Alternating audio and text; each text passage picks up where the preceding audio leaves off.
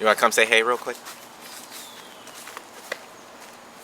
You just started for what? I just started the video. I'm about to start talking. You want to come say hey before I start talking? And then what were you doing? Well, I haven't done anything yet, but I'm about to start. And then why didn't you do anything? I just started.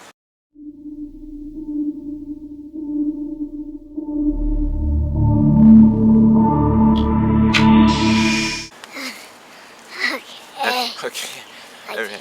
Do you want to come say hey? Or no? If not, I'm going to start. I'm going to start talking. I want to take a picture. I know you would like to take a picture, but I got to do this video first.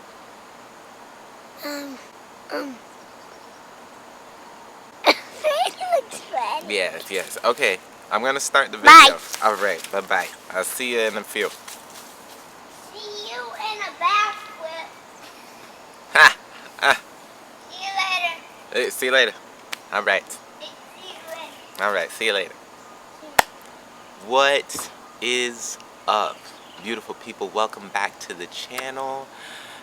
A nice little intro from my son, Alezae.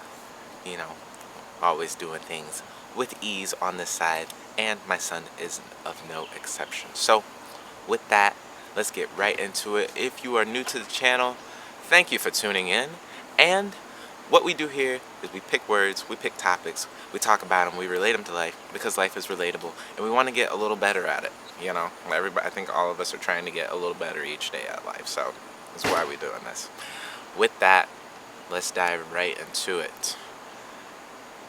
I have one thing to say, all right? Failure is harder than success. If you don't believe me, try it out. But failure is harder than success. So, what do I mean by that? Well, first, we gotta look up the word failure, all right? And see what it means to fail. Fail.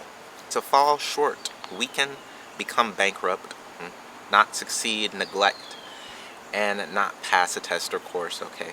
Failing is failure, fault, or lacking. All right, failure is the act of failing, or one that fails. Failure. That word carries so much weight in my life because it's something that I do all the time. I think I have sometimes I think I have big visions, you know, big dreams, big ideas, and then, you know, just fail, just right on my face, most of the time, which is okay. I think right now, as a 28-year-old guy, I'm learning that it's really good to fail right now, you know? I guess I don't know anything else, but at least for me, it's something that, you know, takes the pressure off life.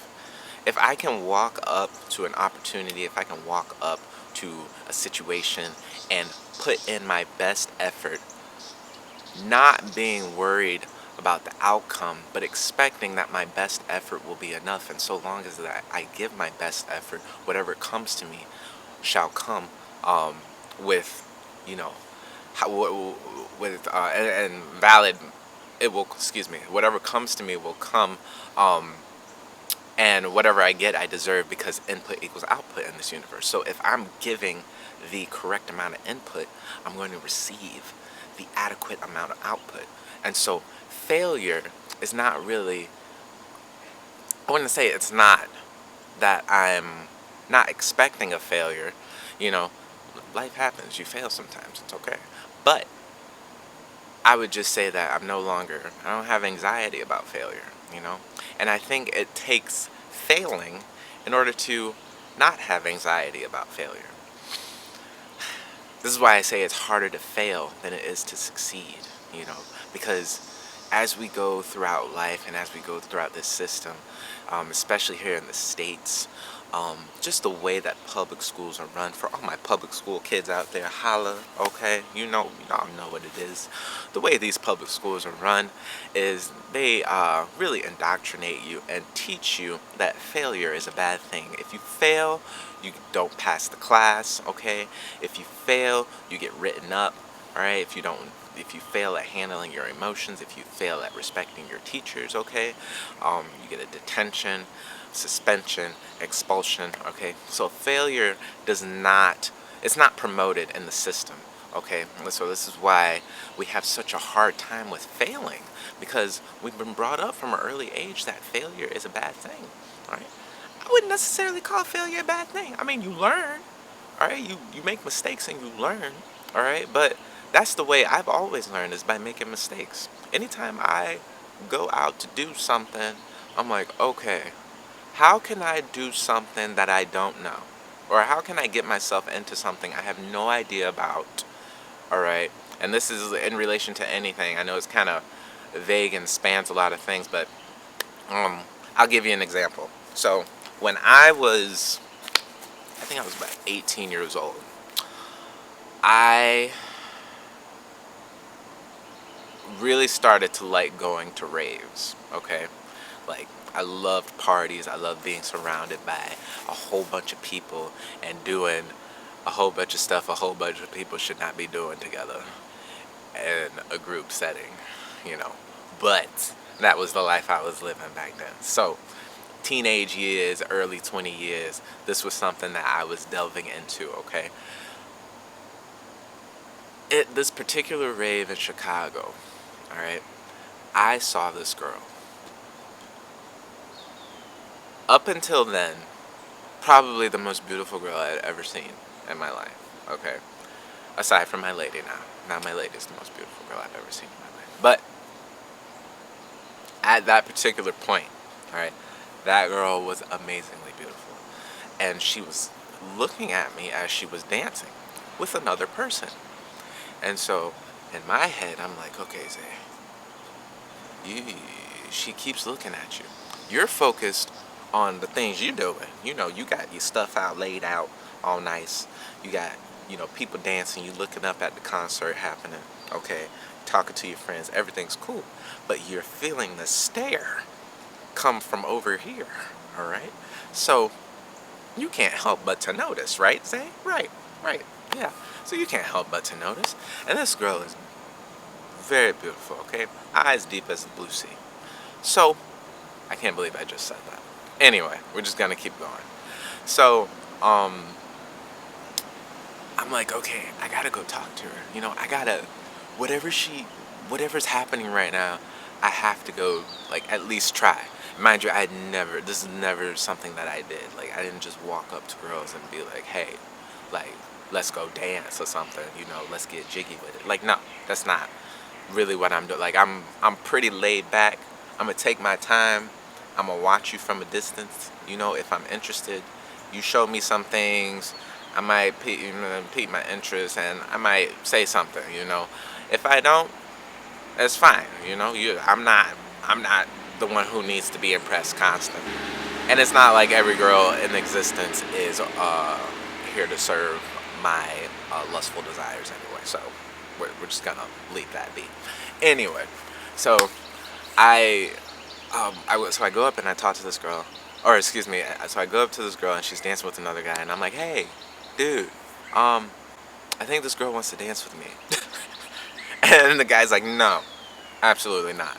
And I look at the girl and I'm like, okay, come on, like you staring at me this whole time. And then she was like, he was dancing with me first. And so I got shut down right there, right? I was like, wow, I can't believe this just happened, right? And I'm like, man, she played with my emotions. And so, and I shake it off. I'm just like, all right, whatever. And the night comes to its end. I'm having, still having a good time. It's all good. And I'm walking with one of my friends, and she was a friend that I had met back then, and she was cool too. And I'm walking, and this girl who I just got shut down by is walking towards me as I'm walking and talking to my friend. And she passes me, and I'm like, hold up, wait a minute. And I turn around and say, wait, hold on, you can't just walk away, right? And she actually turned around, and I wasn't expecting that. I was not expecting for her to turn around, but she actually turned around. And then I was like, oh, so what was that, and we started talking, and I tried to ask for her number, but my phone died. I realized my phone died, and then I crap you not, like no joke, I just stumbled on my words, and I just fell on my face like a complete bomb. It was the worst thing of the worst thing to do in front of a really pretty girl. Okay, just bombed it. Actually, two really pretty girls, because my friend was there too. And after it happened, my friend was like, she was like waiting for you to ask her for her number. And I was just like, oh my gosh, I can't believe I bombed that. It was so bad. But after that, I never bombed again. I had to take advantage of, I had to seize the moment, okay? Especially when it came to love and the heart's desires, alright? Sometimes you're gonna bomb, okay? But after you bomb, the feeling of knowing how bombing feels, you'll never want to do it to them. Excuse me, you'll never want to do it again.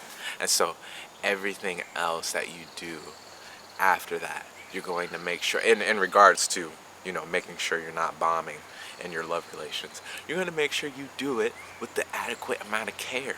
All right, you're going to make sure if you're intentional about someone, you're going to be intentional about it, and you're not just going to let them walk away. This was my first failure in talking to girls. Particularly my first failure at talking to girls who I was interested in, like actually wanted to woo, okay? I don't know if people use that word anymore, but that was my first failure at trying to woo a girl, and I was just like, man, this is never going to happen again. I'm never going to feel this way. And after that, I never felt that way about wooing a girl again, because I was intentional about placing my feelings, my emotion, my care into the girl that I was talking to. Okay, so it was like, but it took that failure, it took that initial failure for me to realize that, wow, I never want to feel like this again. Okay, I never want to bomb this bad. Y'all, it was so bad. It's not even funny, man. It was so bad. Okay, so this is why I say sometimes failure is harder than success, because succeeding is relatively easy. You know what you want, all right. When you have the momentum going, it's easy to attain. I guess I can't really speak too much on it because I haven't gotten to the level of success that I desire. But what I envision success looking like is that the things that I was created for, my gifts, are being used to their fullest expression. All right, and I am giving value to the most amount of people I can, um, and that in turn is creating wealth for me. You know, using my gifts and the way they need to be used, giving value to the people around me, and just being the fullest expression of life that I can. To me, that is success. But failure is hard because it takes courage. It takes courage to go out, do something different that you don't know, and fail at it. Okay? Like, failing is not, it's never pretty. It's not something that you do with grace. It's rocky, it's bumpy, it's gross. It's like, it just makes you, when you think about it, it just makes you cringe. Like, wow, I can't believe I was that bad. Okay? But you get to think about it and look back on it after you walk on from that point and be like, okay, it took me being bad to get good. Some people don't want to be bad enough at something to get good at it. Okay, this is why they fail, because there's this anxiety about a future outcome that is undesirable, and because of that, you don't actually take the step. This is why failing is more difficult. So I say, go out and fail. Especially in your 20s, man. You have so much time to recoup the failures. Go out and fail. Okay? Don't be too concerned about the outcome right now. Like, go out, learn a lot of different things, sponge it up, and fail. Just give a big fat F to life, all right? A big fat F. And then afterwards, learn from it, all right? Remold yourself and, learn from what you did. Take those mistakes, take those failures, and apply them in the opposite direction to your life. And then just watch it grow, okay? So that's all I got for y'all. My name is Alezae Young. I hope this blesses you. I do have affiliate links in the about description if you want to learn more about business and entrepreneurship and Bible secrets. With that, I will say see you next time. Y'all have a blessed day. Bye.